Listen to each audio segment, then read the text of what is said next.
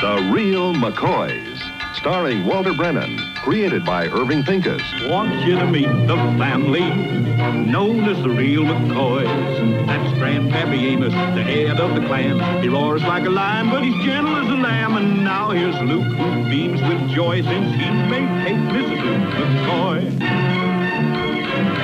From West Virginia they came to stay in sunny California. Oh, Grandpappy Amos and the girls and the boys of the family known as the Real McCoys.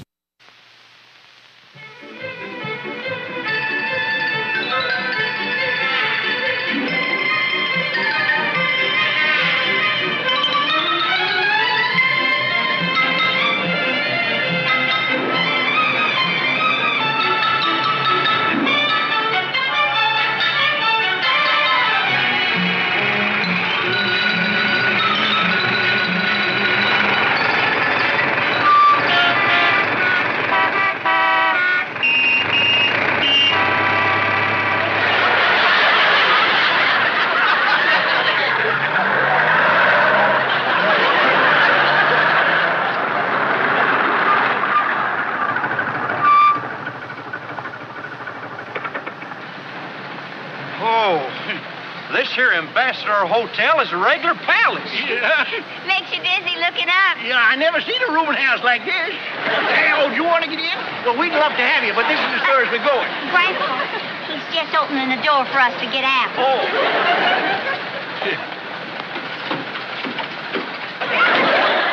Grandpa, I think the fella just wants to park it for you. Oh, all right. But she ain't never been handled by no stranger before. So go easy on her. Look out for that clutch now. She'll jump out on you. You just give her the gas easy. Don't press down on her.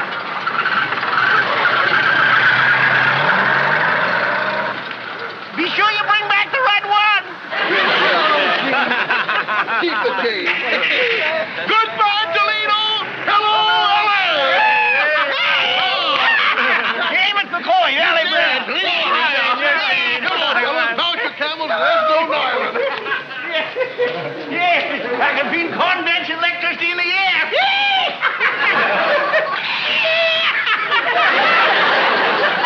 Oh, Grandpa, cut that out. Well, you just got to test squeeze it. It's a few drops off of the top. Well, save it for later. Grandpa, couldn't you have brought along a dry trick?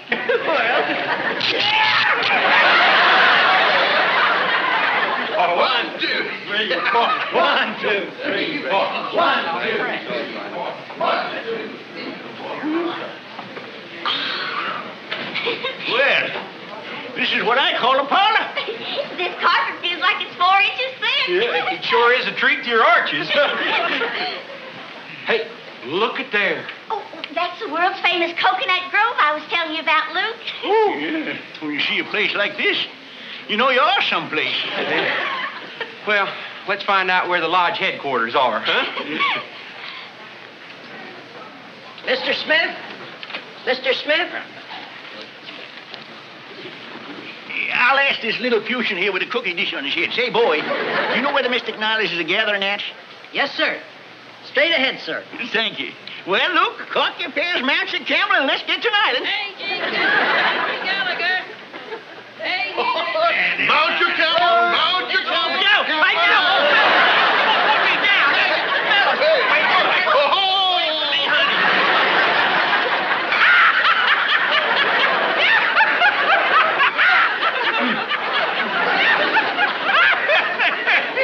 I wish they wouldn't do that. Oh, they're just having fun, Luke. They don't mean no harm. This is convention time. Nobody minds. Here, watch this.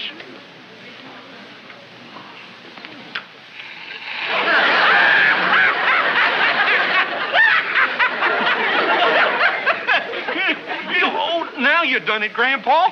That's the Grand Exalted Pharaoh with a whole lodge. Excuse me, your Grand Highness. Here, let me have dry off. I never recognized it for who you was. You see, it all happened so fast I didn't get a chance to see your hat. It's all right. Forget it. The same old story. There are always a few roughnecks in the crowd. Now you listen. It might interest you to know that some of us attend these functions in order to get a little work done. We don't just play. Well, R.T. Overland himself. Our firm did $2 million worth of business with him last year. Excuse me, I'd better go over and say hello. I'll be right back. Grandpa, he was real mad at you. Maybe you better give me your hand buzzer and your flower squirter just to keep in my purse. Well, if I do that, I might just as well have stayed home. Grandpa, I better register at the Ladies' Auxiliary. All right, honey.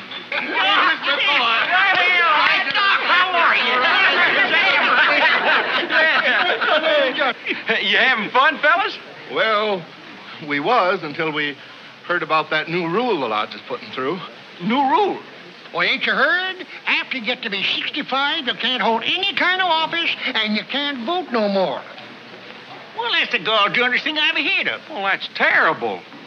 Say, Doc, wasn't you supposed to become a member of the Grand Council in July? Yeah, after 25 years, automatic. Gosh, Doc here would have been the first Grand Council member our Valley Branch would have ever had. Oh, shucks, it ain't fair.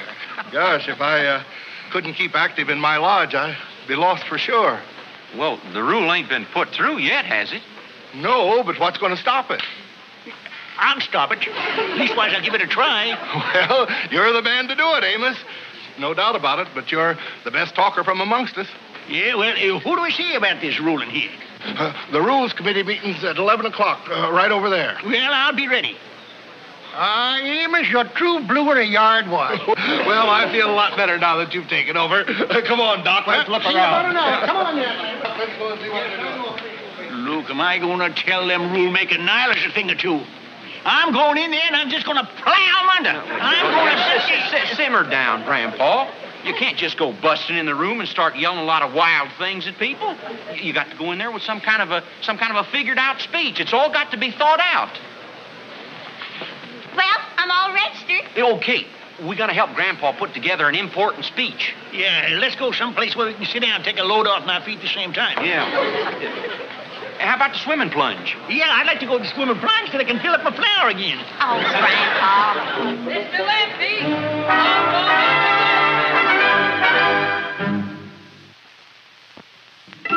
Now, how would you start this speech, Kate? Well, it's necessary when talking to people, you address them by their title, like Mr. Chairman and members of the Rules Committee. Luke, do you think we should say members of the Mystic Nine? Luke. Oh, yeah, Mr. Committee sounds just fine. Oh, you're no help at all. Luke's eyes was on the athletes. So I noticed. Now, Grandpa, let's try the beginning, just to make sure we got it right. You know, this meeting's not only important to Sam and Doc, but to you too, Grandpa. Well, don't you think I know that? Well, let's try the beginning then. Dear members of the committee and...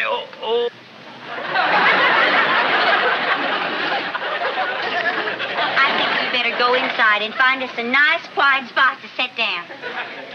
But, Sugar Babe, it's nice out here. It's warm and it's sunny and... Luke, we're going inside. Let's go. And you keep your eyes straight ahead.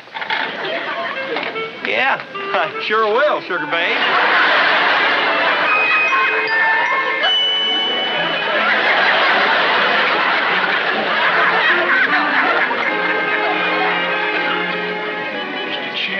Members of the miserable ruling committee. 3, 4, well, look who's here.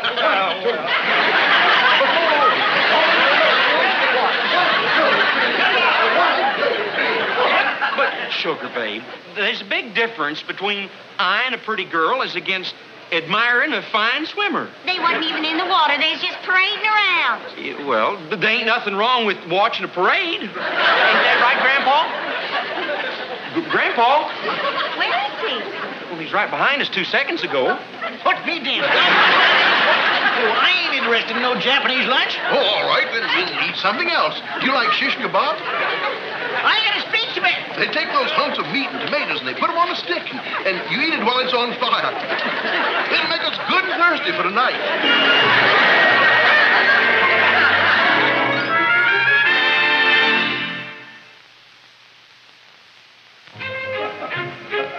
Now, call it good and loud. I'll do my best, sir. He's due at the meeting right now.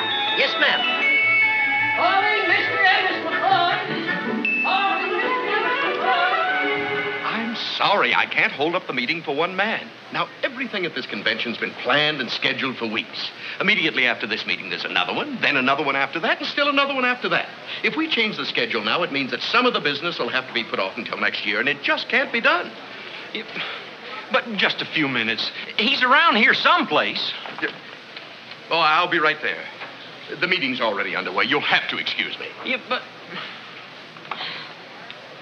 Well, I guess we'll just have to wait and hope he comes along. Mr. McCoy! Paging Mr. Amos McCoy! Call for Mr. Amos McCoy! Do you think I ought to have that boy turned off?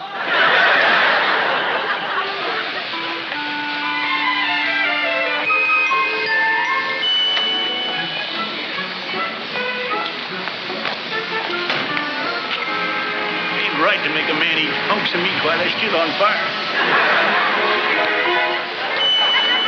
Paging Mr. Amos McCoy! Call for Mr. Amos McCoy! Paging Mr. McCoy! Call for Amos McCoy! That's the situation, gentlemen, that we have been confronted with for 2 months. Declining production. The chart speaks for itself. Well, I don't know what to tell you, Mr. O. The other officers and I have been flying from one plant to the other trying to find a solution. I just don't know. Every man in this room has his periscope up, but keeps running into seaweed. And what is that supposed to mean? Well, it simply means ceiling zero, and our radar is broken. Wilson, are you trying to tell me that business is lousy? In a word, yes. What do you think the chart tells me? Submarine ceiling zero. On my annual payroll, you gentlemen represent nearly $1 million worth of executive brains. And yet, singularly or collectively, you haven't been able to solve the problem of our failing production. Well, Mr. O, suppose we bounce the ball against the wall and see in which direction it orbits. I know that... Sorry. Right now, I want silence until one of you can come up with a workable idea. Something that we can at least... Catch on the fly and throw to home plate. Sorry.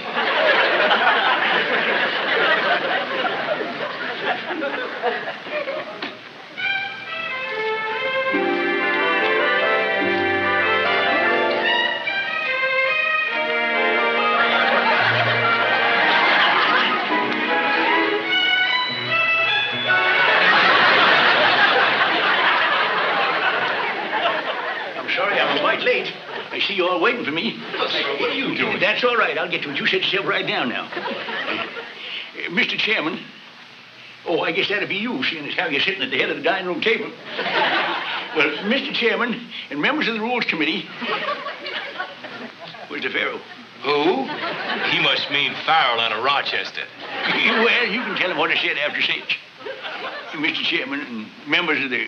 Oh, let's forget the fancy howdy-doos and get right down to what I want to say. Now, what I want to tell you is, I'm a man 65-year-old. I work hard from morning till night, and I do a good job. I do a good job because everything I learned, I kept right here in my head. So it's all there to pull out any time I need it. And what are you getting ready to do with fellas like me? You're getting ready to retire. Retire, that's what you call it. More like kicking us out because we're old and you figure it's useless. Old-timer, I think you're... Let him continue. McCoy, Valley Branch. Go right ahead, Mr. McCoy. The trouble with the world today is they think the only smart ones is the youngs. Young'uns is smart. But they only see 20, 30 years of the picture. We can see twice as much. So don't set no age for retiring. Don't throw away a wise old head. I guess that's about all I want to say. Thank you. Well, I see you all thinking it over, which is a good sign. I don't want to interfere with that thinking, so I guess I'll just sashay on about my business. Thank you for the use of the parlor.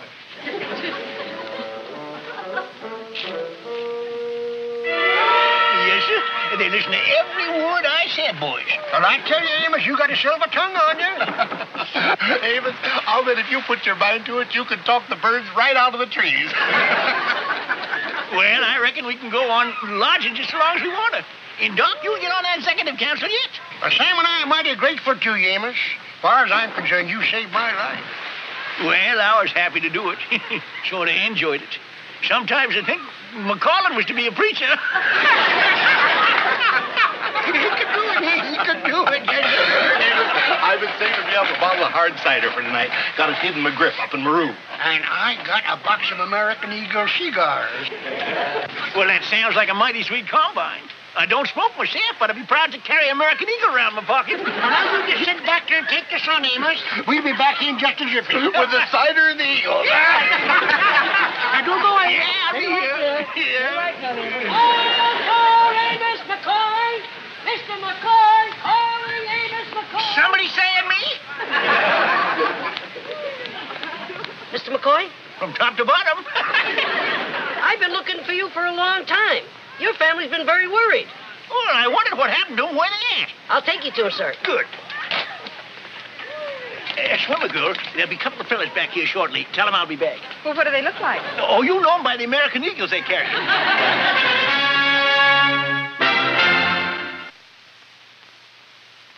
Howdy, you, Kate? Don't you howdy us. Where have you been? Well, Grandpa, we've been looking all over for you.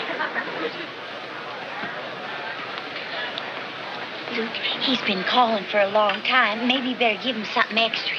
Oh, yeah. I'll give him 20 cents. You don't have to go crazy. I'll make it 15. There you are. You yelled real good. Thank you, sir. Now, where Now, you... Grandpa, where have you... Wait, Just a minute.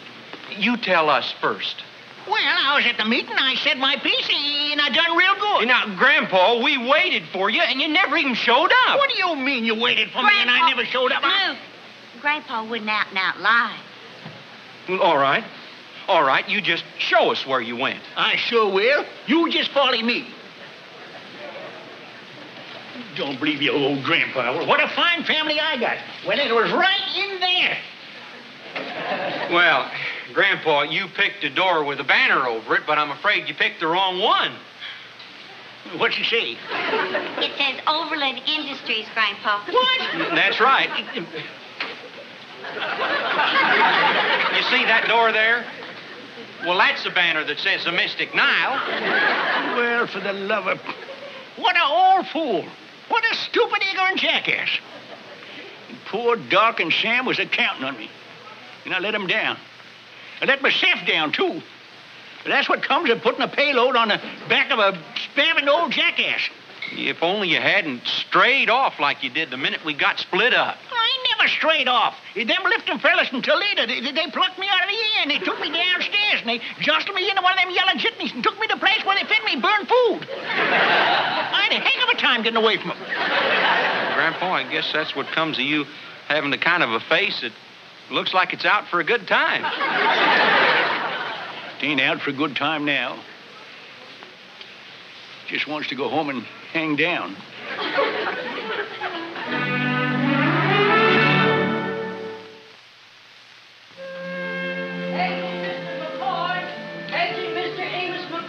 Grandpa, that's you.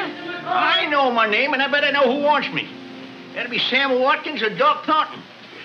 Waiting to get a chance to bust a jug of cider over my head and stick American Eagle in my eye. Grandpa, you reckon that they know you never made the speech? Why, sure, bad news travels just like a West Virginia twister. Hey, Mr. Amos! Come on, let's get to the car and get out of here. Yeah, well, wait a minute, Grandpa, look. Wouldn't it be better to face it now and not have to worry about it all the way home? Luke's right, Grandpa. It's 4 days till the lodge meeting. You won't sleep a wink building up to it. Yeah, well, I guess the sooner I take my beating, the sooner the sting will Calling go away. Mr. Amos McCoy! All right, boy. I see Mr. McCoy, and he said he heard you, so you can quit yelling now. Oh, hello, Mr. McCoy. They want you in conference room number 2 right away. It's important. Yeah, I guess it is.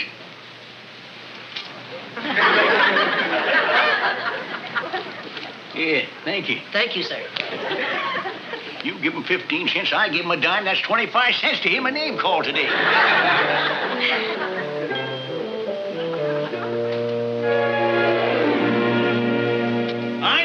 want to say I busted in the wrong route and I flapped my jaw around. I'm sorry. But if them gone down signs... Mr. McCoy, Amos, my good friend, calm down. You're a good friend? It's true you got in the wrong room, but it's for causing trouble, quite the contrary. You made more sense in 5 minutes than my $1 million brains did in a year. I don't wonder you're confused. Your speech, meant for your large board, indirectly solved a problem that has been confronting Overland Industries for quite some time. Well, how could an ignorant old man who can't tell one banner from another help an Overland? You took the seaweed off our periscopes. Wilson. Wilson. I was so impressed by what you said that I dispatched my entire staff to try to locate you. They found you through me. So you see, our introduction was fortunate, though a bit damp. You made us realize that we had turned out to pasture a lot of our best brains. And that situation was the key to our falling production. So I said the right words under the wrong banner, huh? And they would have been the right words under the right banner, too, Amos. Mr. Overland gave your views on our retirement rules such a hearty endorsement that I've decided to call our executive council together for the express purpose of rescinding our retirement rule. You licked them. So me and Doc and Sam, we ain't through lodging, huh? Oh, not for a long time. You know, someday I hope to see you on the executive council. Here, here. Wilson, it's going to be a pleasure to replace you with an old man. Well, see, if that takes care of all the business, I'd like to go have some fun. This is still a convention, ain't it? It sure is, so enjoy yourself. I know I'm going to. Good luck, Amos.